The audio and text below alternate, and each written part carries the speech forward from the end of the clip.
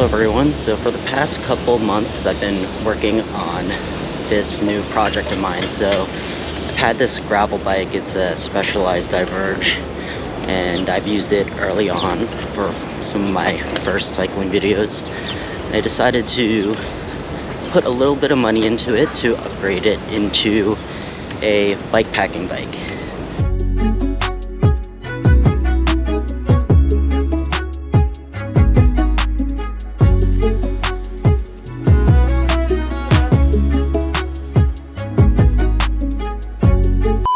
What's up everyone? So I wanted to share with you all what I've been working on for the past couple weeks with this bike, which is my Specialized Diverge E5 from 2018. It's the bike that I've actually used in some of my early cycling videos when I first started posting on YouTube. And I wanted to upgrade it because I wanted to start trying to do some long distance biking, some bike packing.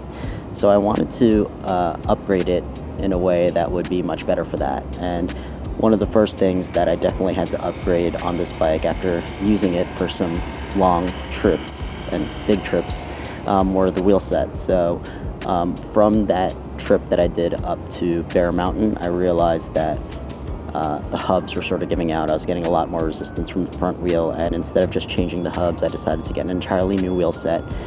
These were some carbon wheels that I found for cheap, and I also replaced the brake rotors and the 8-speed cassette in the back, so entirely new wheel set. With that, I also changed the gear cables. The shifting was pretty bad on this by the last few rides that I was doing. So I changed both the front and the rear gear cables, and in the front I also changed the gear cable housing because the barrel adjuster, it was actually coming out and fraying, and it was in pretty bad shape. So I also redid that. So with that, I also wrapped the handlebars with some new tape after I did all the gear cables. I added this Oveja Negra small frame bag as well, which I think looks really cool. I already had the tail fin in the back a couple years ago. It's the alloy version of the tail fin, and it's got those screws in the side, so if I wanted to screw on a bag that's meant for like bottles and stuff, I could always screw that onto the side there in the back. For the pedals, I have these flat pedals where it's flat on one side and then it's actually a SPD mountain bike clip on the other side, so I could use some clipless shoes if I wanted to, or I could just use regular shoes as well, and it will be comfortable for that. So that's pretty much all of the upgrades that I made to this bike. I think all in all I spent a little less than $500 adding all of the updated parts onto this.